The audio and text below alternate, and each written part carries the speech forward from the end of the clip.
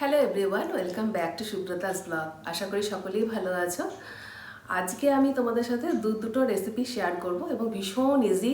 দুটো রেসিপি শুনে কিন্তু ভয় পেয়ে যেও না, প্লিজ ভিডিওটা টেনে টেনে দেখো না, শেষ পর্যন্ত দেখার অনুরোধ রইল। দেখো, তোমাদের আশা করি ভালো লাগবে এবং তোমরাও খুব মজা পাবে। ভিডিও এত সহজ ভিডিও, রেসিপিগুলো দেখলেই তোমাদের বানাতে ইচ্ছে করবে। তাহলে চলো ফটাফট দেখা যাক যে কি করছি এবং কি কি লাগছে তার জন্য। প্রথমে বানিয়ে নেব বিটরুট স্মুদি। বিটরুট স্মুদিতে একটা বড় সাইজের বিটরুট, যেটার হাফ অংশটা আমি নিয়েছি, খোসা ছাড়িয়ে এরকম ছোট ছোট টুকরো করে কেটে রেখে দিয়েছি। লাগবে হচ্ছে একটা ছোট সাইজের আনার, যেটা ছাড়িয়ে দানাগুলোকে আলাদা করে রেখেছি। তার সাথে চাই পুদিনা পাতা, লাগবে লেবু, রেগুলার সল্ট আর ব্ল্যাক সল্ট। এবার সব উপকরণগুলো মিক্সার জারে ঢেলে দেবো।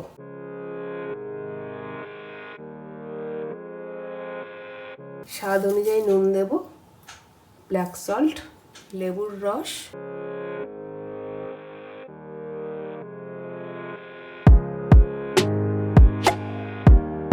সব কিছু দিয়ে জল ছাড়া এটাকে পেস্ট করে নেব। আচ্ছা, সব কিছু দিয়ে এটা কিন্তু আমি পালস মোডে এটাকে একটা করে নিলাম। এরপর ফাইনাল আমি পেস্ট করব।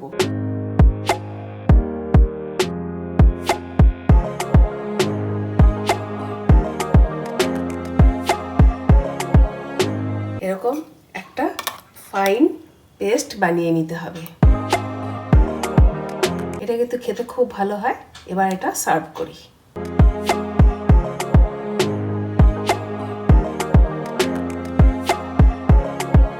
এটা কিন্তু খেতে খুব ভালো হয়। মিড মর্নিংয়ে কিন্তু এটা বানিয়ে খাওয়া যায়। শীতকালে বেশ পেট কিন্তু অনেকক্ষণ ভরা থাকে। আমি এটা খুব খাই শীতকালে এভাবে বানিয়ে, তাই আজকে তোমাদের সাথে শেয়ার করলাম। এই রেসিপিটা আমি একটা জিনিস কিনেছিলাম, তার সাথে আমার একটা বই দিয়েছিল, সেখানটায় এই রেসিপিটা লেখা ছিল। তারপর থেকে আমি এটা বেশ বানাই, আমার খুব ভালো লাগে খেতে এটা। আর একটা পুদিনা পাতার সাথে পুদিনা পাতা দিয়ে এটা গার্নিশ করে দেবো। এখন করব পালং কর্ন রাইস। তার জন্য লাগছে পালং শাকটাকে আমি ভালো করে বেছে ধুয়ে জল ঝরিয়ে রেখেছি, আর এই যে এক্সট্রা ডান্টিগুলো আছে সেগুলোকে আমি ফেলে দিয়েছি, জাস্ট শুধু পাতাগুলোকে নিয়েছি। আর লাগবে হচ্ছে কর্ন, যেটা আমি সেদ্ধ করে রেখে দিয়েছি, নুন জলে সেদ্ধ করা আছে। লাগবে হচ্ছে একটা গ্রিন চিলি, যেটা আমি চপ করে রেখে দিয়েছি। আর লাগবে হচ্ছে জিঞ্জার, যেটাও কাটা আছে এরকম। আর লাগবে হচ্ছে 5 থেকে 6 কোয়া রসুন, যেটা কুচি করে রেখে দিয়েছি। এবার পালং শাকটাকে খুব মিহি করে কুচিয়ে নিতে হবে।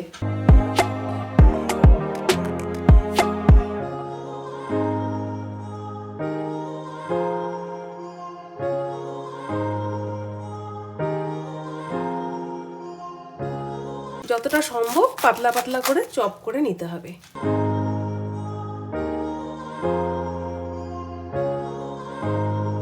পালং শাক কোচানো হয়ে গেছে, এবার রান্নাটা করে নেব।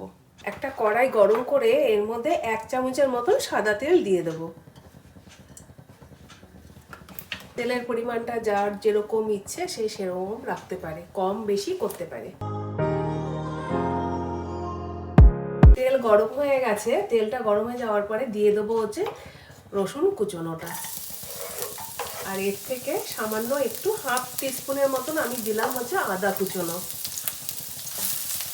রসুনের একটা সুন্দর গন্ধ বেরোলে, আদা রসুন থেকে একটা ভালো ভাজা গন্ধ বেরোলে, তখন অ্যাড করে দেবো হচ্ছে কর্নটা। এর সাথে অ্যাড করে দিচ্ছি কাঁচা লঙ্কা।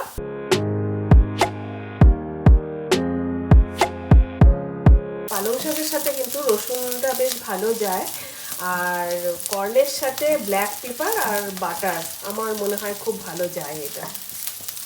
এটা হয়ে গেছে ভাজা, এখন কর্নটা দিয়ে দিচ্ছি।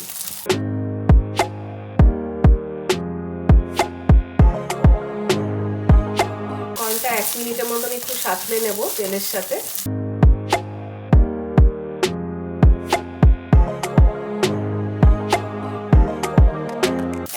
হয়ে গেছে, এখন পালং শাকটা দিয়ে দেবো, কুচনো পালং শাক।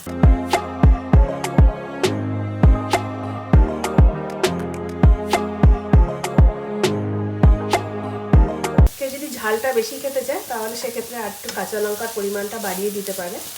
আমি অল্পই রাখলাম। শাকটার জন্য আমি এখানে সামান্য নুন অ্যাড করে দিচ্ছি, যাতে শাকটা থেকে জলটা বেরিয়ে আসে এবং তাড়াতাড়ি গলে যায়।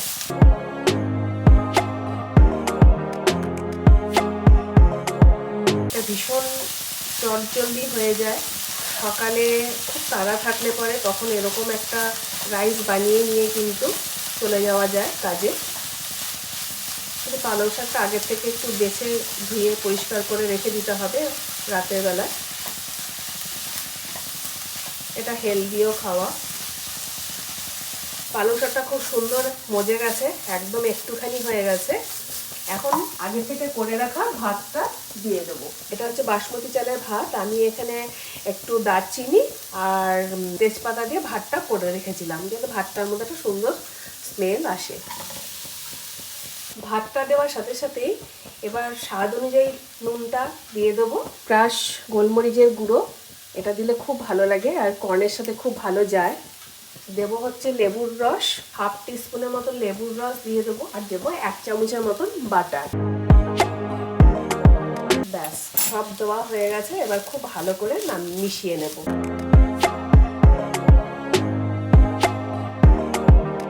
গোলমরিচ আর লেবুর রসটা দেওয়ার সাথে সাথে একটা সুন্দর গন্ধ বেরোচ্ছে। হালকা হাতে ভাতটাকে মিশিয়ে নেব।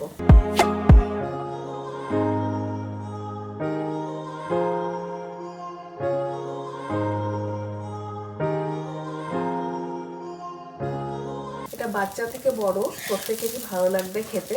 আমি তো সকালে খুব তাড়া থাকে, চৌধুরী অফিসে যায়, তো মাঝে মাঝে আমি ওকে লাঞ্চে কিন্তু এভাবে বানিয়ে দিয়ে থাকি, যেটা খুব তাড়াতাড়ি হয়ে যায় আমার মনে হয়। এটা আমার খুব সহজ পদ্ধতি মনে হয়। তার জন্য এক একটা নতুনত্ব আমি ভাতের আইডিয়া আর কি, ভাত দিয়ে কী কী করা যাবে সেগুলো ভাবতে থাকি এবং করিও সেটা, এবং ওদের ভালো লাগে খেতে। ব্যাস এটা কিন্তু হয়ে গেছে। এবার সার্ভ করে নেব।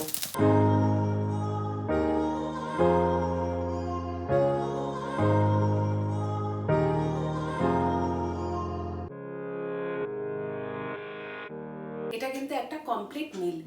তো আমি সার্ভ করি হচ্ছে রায়তা দিয়ে, বুন্দি রায়তা আমরা খেতে ভালোবাসি, সেই জন্য আমি বুন্দি রায়তা দিই, এটার সাথে খুব ভালো যায়। আর স্যালাড বা রায়তা সহযোগে এটা সার্ভ করা যেতে পারে। কমপ্লিট মিল, একদম 1 পট মিল। এটা খুব হেলদি এবং খেতে খুব টেস্টি হয়। তোমরাও বাড়িতে ট্রাই করো এবং কমেন্ট করে আমাকে জানিও। আর সাথে যেটা বানালাম আরেকটা, এটা হচ্ছে বিটরুট স্মুদি। এটা কিন্তু মিড মর্নিং খাওয়া যেতে পারে, খুব ভালো। পেটটা অনেকক্ষণ ফুল থাকে, খিদে পায় না, এবং এরও অনেক উপকারী আছে বিটরুট স্মুদিটা। এর আয়রনের কমি থাকলে পরে এভাবে খেলে পরে কিন্তু বেশ আয়রনের ঘাটতিটা পূরণ হবে। আর এভাবে রাইস বানালে তো ভালো লাগবে অবশ্যই। তাহলে ভিডিওটা তোমাদের ভালো লাগলে, রেসিপিগুলো যদি তোমাদের ভালো লাগে, তাহলে লাইক কমেন্ট শেয়ার দেন, সাবস্ক্রাইব করো। আমার অলরেডি দেখে খেতে ইচ্ছে করছে, মাই মাউথ আর ওয়াটারিং। আর হচ্ছে কি, যারা আমার চ্যানেলটি এখনো সাবস্ক্রাইব করোনি, প্লিজ তাদেরকে বলছি বেল আইকনটা সমেত আমার চ্যানেলটা সাবস্ক্রাইব করে দিও। আবার দেখা হবে আরেকটা নতুন রেসিপির সাথে। ততক্ষণের জন্য সবাই ভালো থাকবে, অ্যান্ড বাই বাই।